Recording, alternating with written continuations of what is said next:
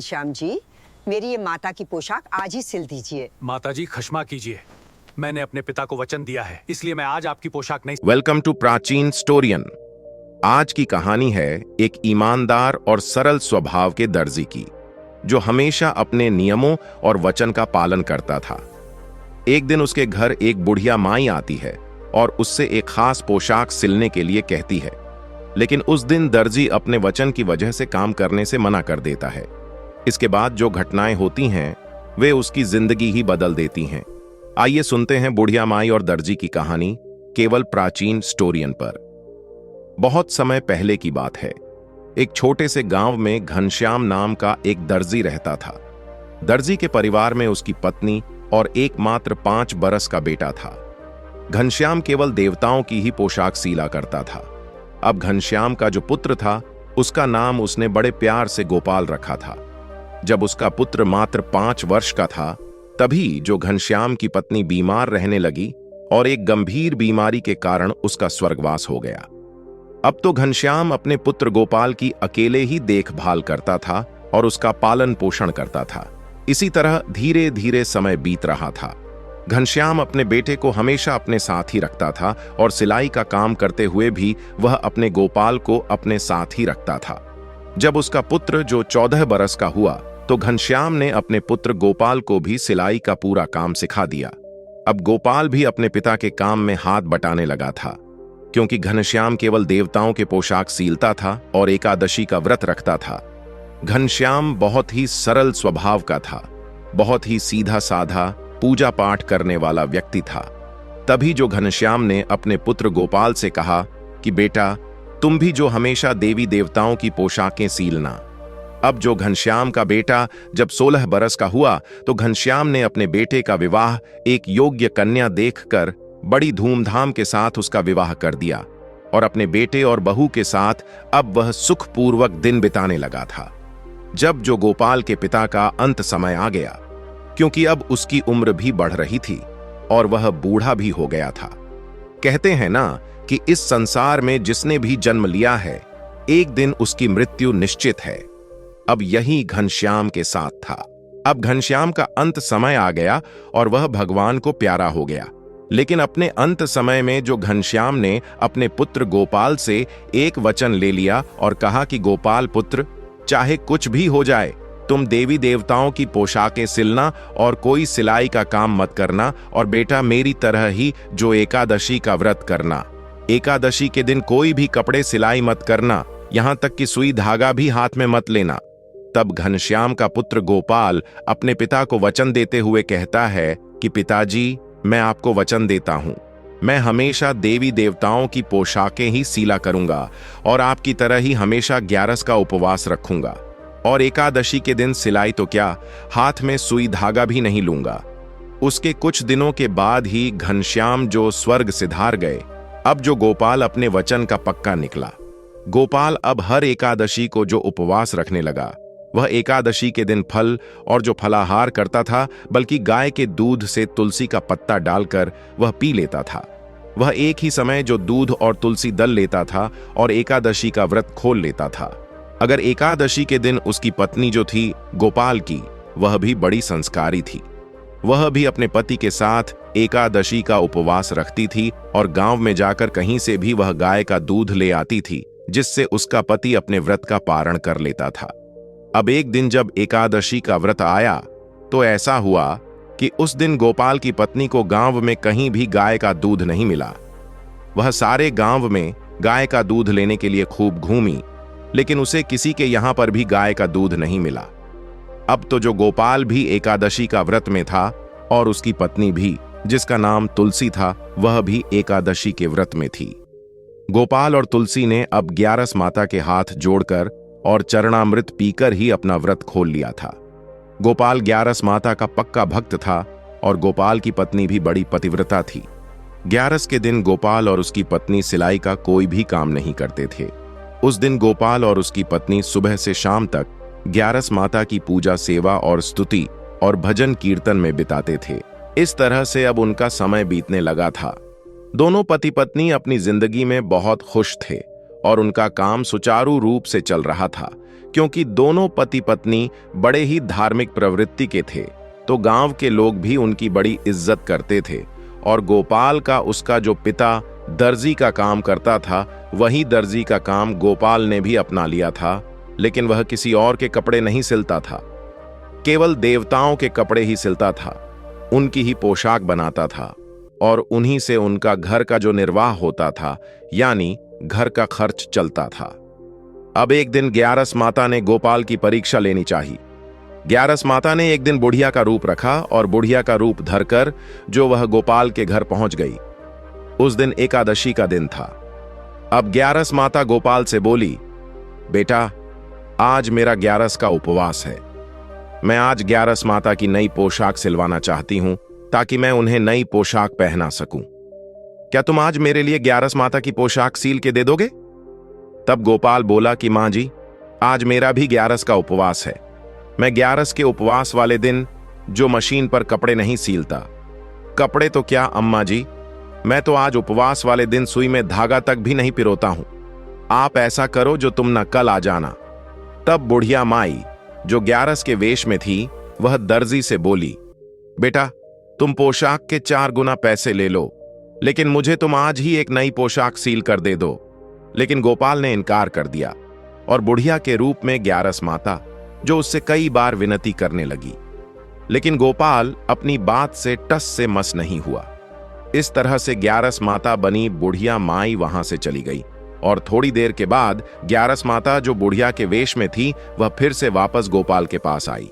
अब की बार उनके हाथ में गहनों से भरी हुई एक कपड़े की पोटली थी।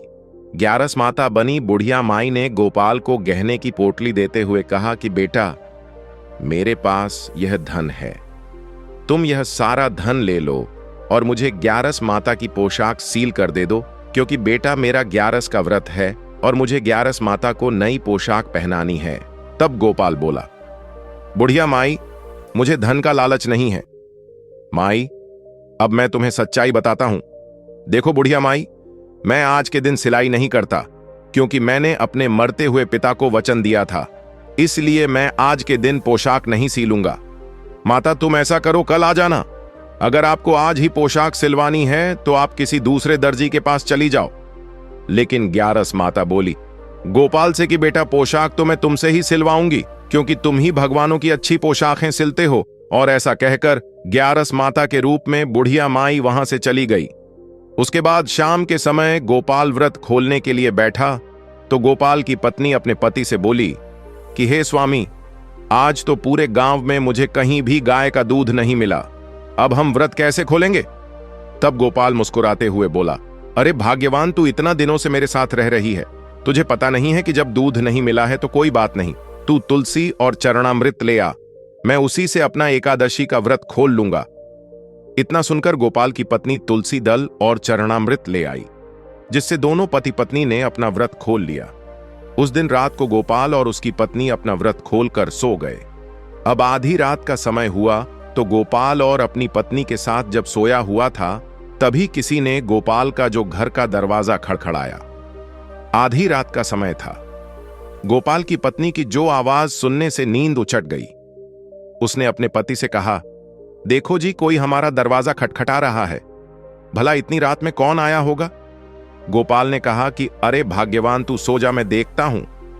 उसके बाद गोपाल ने लालटेन जलाई और अपने घर का दरवाजा खोलकर देखने लगा तो वहीं बुढ़िया माई बैठी हुई दिखाई दी। बुढ़िया माई फिर गोपाल से बोली, बेटा, अब तो रात के 12 बजे बज चुके हैं, दूसरा दिन शुरू हो गया है, क्या अब तुम मुझे ग्यारस माता की पोशाक सील कर दे दोगे? तो उसे देखकर गोपाल उसके ऊपर मुस्कुराने लगा और गोपाल बोला कि आओ माता जी, आओ, लगता है तुम ग्यारस माता की पक्की भक्त हो। आओ बुढ़िया माई, आओ मेरे घर के अंदर आ जाओ। फिर गोपाल बोला कि माता लाओ, अब कपड़ा दे दो और बताओ कि किस नाप की पोशाक सीलनी है। तुम्हारी ग्यारस माता की मूर्ति कितनी बड़ी है, किस नाप से पोशाक सीलूंगा। तभी जो गोपाल की बड़ी बेटी आंखें मलते हुए बाहर पानी पीने आई, क्योंकि गोपाल की बेटी थी, वह भी आवाज सुनकर जाग गई। और बुढ़िया माई के वेश में ग्यारस माता उस समय दर्जी से बोली, बेटा, जो यह तुम्हारी बेटी है ना? दर्जी ने हामी भरी बोला, हाँ मैया, यह मेरी बेटी है। तब बुढ़िया माई बनी ग्यारस माता बोली, बेटा मेरी ग्यारस माता की मूर्ति तेरी बेटी के जितनी ही होगी, तू इसी के नाप की जो पोशाक सील दे। क्योंकि इसके बाद जो गोपाल ने अपनी बेटी के नाप की पोशाक ग्यारस माता के लिए सीलने लगा, तब गोपाल ने देखा कि वह बुढ़िया माई जो ग्यारस माता थी अभी भी वहीं खड़ी थी। गोपाल ने कहा कि बुढ़िया माई ऐसे कब तक खड़ी रहोगी? या तो आप घर चली जाओ या फिर यहीं पर बैठ जाओ। 3 घंटे बाद आकर आप पोशाक ले जाना। तब बुढ़िया के रूप में ग्यारस माता बोली कि बेटा अब तो मैं पोशाक लेकर ही घर जाऊंगी। तो गोपाल बोला, ठीक है मां जी, फिर तुम उस चौकी पर बैठ जाओ। बुढ़िया माई जो ग्यारस के रूप में थी वो माता रानी उस चौकी पर बैठ गई। गोपाल अब मन लगाकर ग्यारस माता के लिए पोशाक सीलने लगा।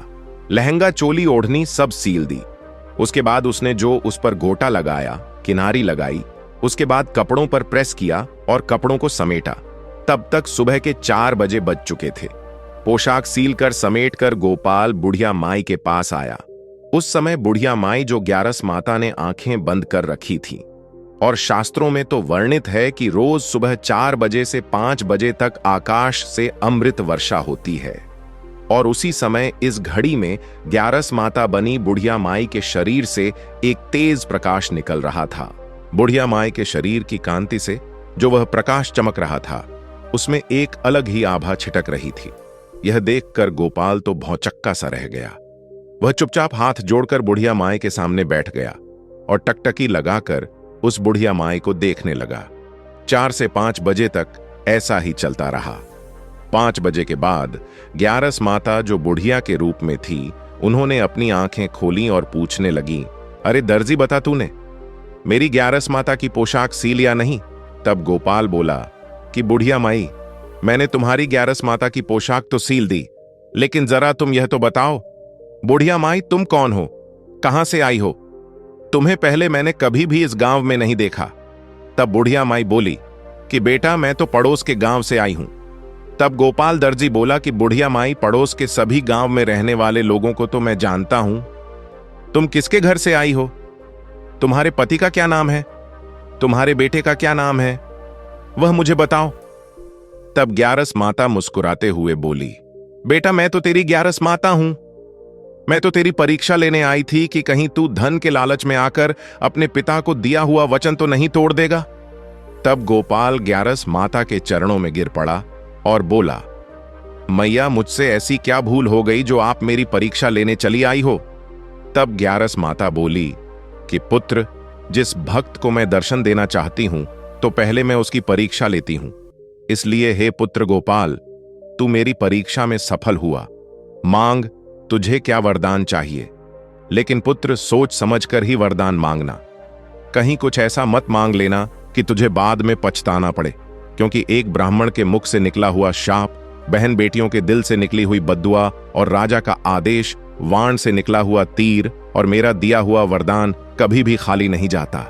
पुत्र, तब गोपाल दर्जी बोला कि हे माता, मेरे पास धन दौलत, घर मकान, बीवी बच्चे सब आपके आशीर्वाद से हैं। हे माता, अगर आप मुझे वरदान ही देना चाहती हैं तो मुझे माता इतनी शक्ति दीजिए कि मैं मरने से पहले यह देखना चाहता हूं कि मनुष्य की आत्मा शरीर से कैसे निकलती है, मनुष्य मरते समय क्या क्या कष्ट उठाता है। हे माता, मैं यह मरने से पहले देखना चाहता हूं। तब ग्यारस माता ने गोपाल को वरदान दिया और तथास्तु कहा और कहा कि पुत्र, लेकिन तू यह बात किसी से मत कहना। अगर तूने यह बात किसी और से कही तो तेरे अब तक के 11 के व्रतों का पुण्य जो सारा नष्ट हो जाएगा। ऐसा कहकर ग्यारस माता वहां से अंतर्ध्यान हो गई। इस तरह धीरे धीरे समय बीतने लगा।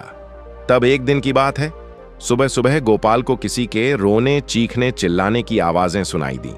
तो उसने अपनी पत्नी तुलसी से कहा कि अरे भाग्यवान, जरा बाहर देखकर तो आओ कि सुबह सुबह कौन रो रहा है। तब गोपाल की पत्नी बाहर देखने के लिए आई और बोली कि देखिए जी, जो हमारा पड़ोसी था, जिसका नाम प्यारे लाल था, जो उसका जो पिता है उसकी अंतिम सांसें चल रही हैं। प्यारे लाल के पिता की अंतिम सांसें चल रही हैं और उसकी पत्नी, बेटे बहू रो रहे हैं। तब गोपाल ने कहा कि चलो, हमें भी वहां पर चलना चाहिए, क्योंकि वह हमारे पड़ोसी हैं। और फिर दोनों पति पत्नी जो प्यारे लाल के घर पहुंच गए। पलंग पर प्यारे लाल का पिता पड़ा हुआ अंतिम सांसें ले रहा था। उसके घर वाले, अड़ोस पड़ोस के रिश्तेदार सभी उसके पास बैठे हुए थे। गोपाल दर्जी और उसकी पत्नी तुलसी भी वहीं जाकर बैठ गए कि तभी प्यारे लाल की बहन आई और आते ही अपने पिता के पास गई। जैसे ही पिता ने अपनी बेटी को देखा, तभी जो उसके प्राण पखेरु उड़ गए, मानो उसके प्राण उसकी बेटी में ही अटके पड़े थे। बेटी को देखने के लिए ही वह तरस रहा था। बेटी को देखते ही उसके प्राण निकल गए। तभी गोपाल ने देखा कि मृतक की आत्मा उसके शरीर से निकली, थोड़ा ऊपर उठी और वापस मृतक के शरीर में वापस आ गई। आत्मा फिर से बाहर आई, लेकिन फिर से मृतक के शरीर में चली गई। ऐसा क्रम कई बार हुआ। कभी आत्मा शरीर से बाहर निकलती तो कभी शरीर के अंदर आ जाती। तब गोपाल दर्जी ने आत्मा से पूछा कि तुम बार बार मृतक के शरीर में क्यों जाना चाहती हो? तब आत्मा गोपाल दर्जी से बोली कि यह मृतक बड़ा ही धर्मात्मा पुरुष था। हमेशा दान, धर्म, व्रत, उपवास किया करता था। कभी भी अपने जीवन में इसने झूठ नहीं बोला, ना ही चोरी चकारी करी और ना ही किसी की निंदा, चुगली और बुराई करी। हमेशा सबकी मदद किया करता था। इसने कभी मांस, मदिरा, शराब का सेवन कभी नहीं किया। इसका मन ही नहीं, इसका तन भी जो साफ सुथरा है, पवित्र है। इसलिए मैं इसके शरीर को छोड़कर नहीं जाना चाहती हूं। यह सुनकर गोपाल दर्जी दहाड़े मार मार कर रोने लगा। उसे देखकर मृतक के घर वाले और रिश्तेदार सभी को बड़ा आश्चर्य हुआ कि यह दर्जी इतनी जोर जोर से क्यों रो रहा है। मृतक के रिश्तेदार, मृतक के घर वालों ने, सभी ने जो फिर गोपाल से पूछा कि आप क्यों रो रहे हैं। अब गोपाल को रोता हुआ देखकर जो प्यारे लाल के रिश्तेदार थे, वह भी जो प्यारे लाल से पूछने लगे, अरे भाई, यह कौन है जो इतनी जोर जोर से रो रहा है? तो मृतक के रिश्तेदारों ने से जो प्यारे लाल ने कहा कि देखो, यह हमारा पड़ोसी है। उसके बाद मृतक का बेटा प्यारे लाल गोपाल के पास आया और गोपाल से पूछने लगा, अरे भाई गोपाल, तुम इतने जोर जोर से क्यों रो रहे हो?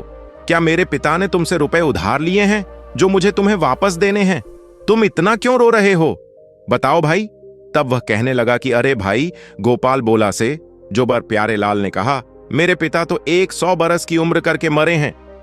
सब ने दर्जी से बार बार रोने का कारण पूछा, क्योंकि प्यारे लाल के पिता ने तो कभी ऐसी कोई बात प्यारे लाल को नहीं बताई थी कि उसने कभी किसी से कर्जा लिया है, क्योंकि अब प्यारे लाल के पिता 100 वर्ष की उम्र पार कर मरे थे। लेकिन दर्जी तो अभी भी रोए जा रहा था। अब तो दर्जी से सबने बार बार उसके रोने का कारण पूछा, लेकिन गोपाल दर्जी ने किसी से कुछ नहीं कहा। तभी धर्मराज जी आए और मृतक के शरीर से आत्मा को खींचकर परलोक ले गए।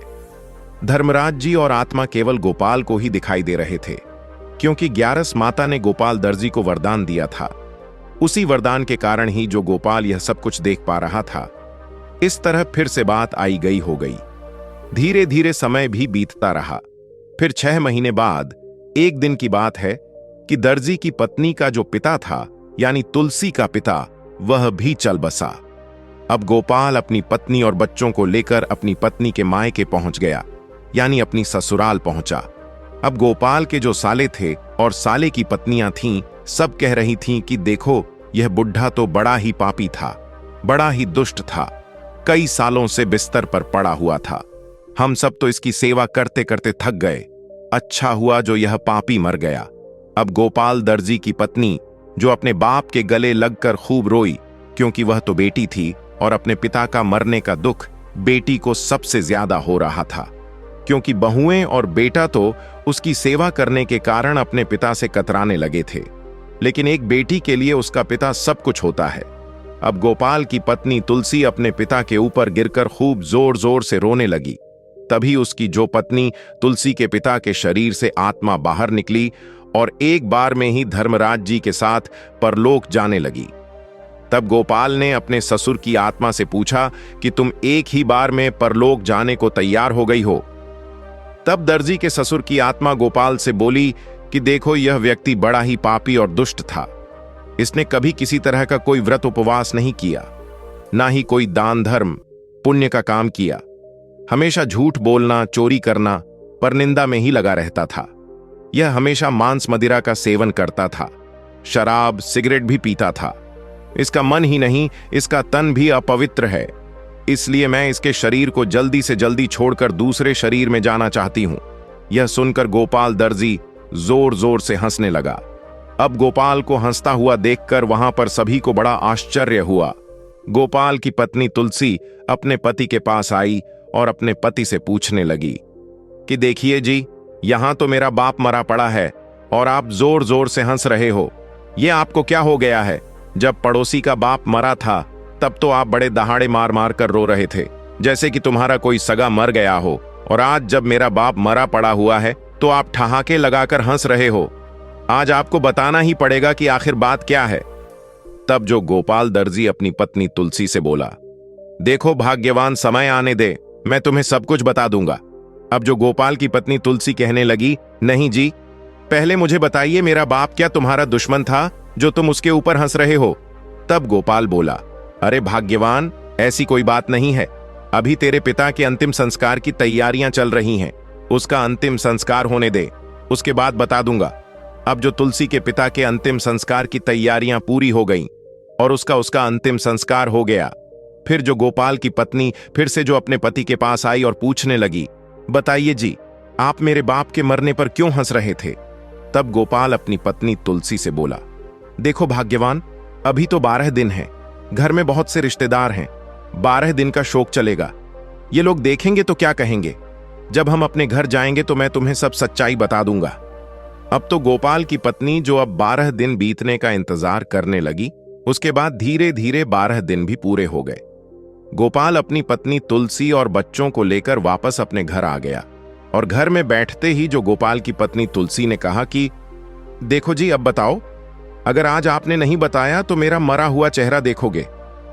अब तो गोपाल ने मन ही मन सोच लिया कि अगर मेरी पत्नी मर गई तो मेरे बच्चों का क्या होगा, क्योंकि गोपाल अच्छी तरह जानता था कि एक स्त्री की हठ क्या होती है।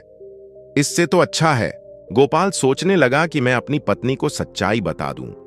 तब गोपाल ने अपनी पत्नी तुलसी को अपने पास बुलाया और अपने पास बैठाकर ग्यारस माता द्वारा दिए गए वरदान और पड़ोसी प्यारे लाल के पिता के मरने पर रोने और उसके पिता के मरने पर हंसने वाली पूरी बात बता दी। और वह जो बात बताते ही गोपाल जो बेहोश होकर गिर गया, यानी अचेत हो गया। अब यह देखकर गोपाल की पत्नी तुलसी जोर जोर से रोने लगी और कहने लगी, हे ग्यारस माता, मुझे माफ कर दो, मेरे पति को जीवित कर दो।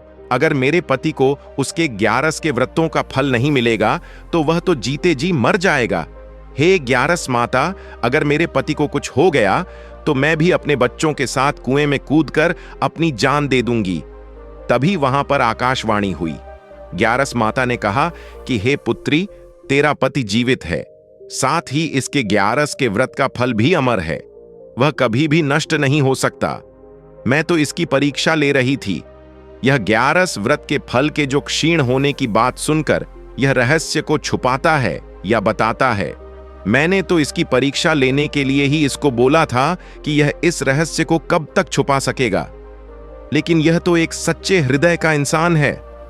इसने तुमसे भी कुछ नहीं छुपाया। इसने 11 व्रत के फल के क्षीण होने वाली बात को जानकर भी तुम्हें पूरी सच्चाई बता दी। तभी गोपाल वहां पर उठकर बैठ गया और 11 माता ने जाते जाते उसके घर को अब ठोकर मार दी। अब तो गोपाल के घर में अन्न धन के भंडार भर गए, उसका महलनुमा घर बन गया। उसके बाद जब 11 माता का व्रत आया तो गोपाल की पत्नी ने अपने पति के साथ 11 माता का व्रत रखा और 11 माता की कथा सुनी। अब तो वह हमेशा 11 माता की कथा कहानी कहते। उनकी तो अपार श्रद्धा 11 माता में थी, क्योंकि गोपाल तो बचपन से ही अपने पिता को 11 माता के व्रत करते हुए देख रहा था और यही उसकी पत्नी भी 11 के व्रत करती थी। लेकिन उसकी श्रद्धा और उसमें थोड़ी कमी थी भावनाओं में, लेकिन अब वह पूरे हृदय से 11 माता का व्रत करने लगी थी। तो दोस्तों, यही थी बुढ़िया माई और दर्जी की कहानी। अगर आपको यह कहानी पसंद आई हो तो वीडियो को लाइक, शेयर और चैनल को सब्सक्राइब करना ना भूलें। ऐसी ही और रोचक और प्रेरणादायक कहानियों के लिए जुड़े रहें प्राचीन स्टोरियन के साथ। मिलते हैं अगली कहानी में। राधे राधे।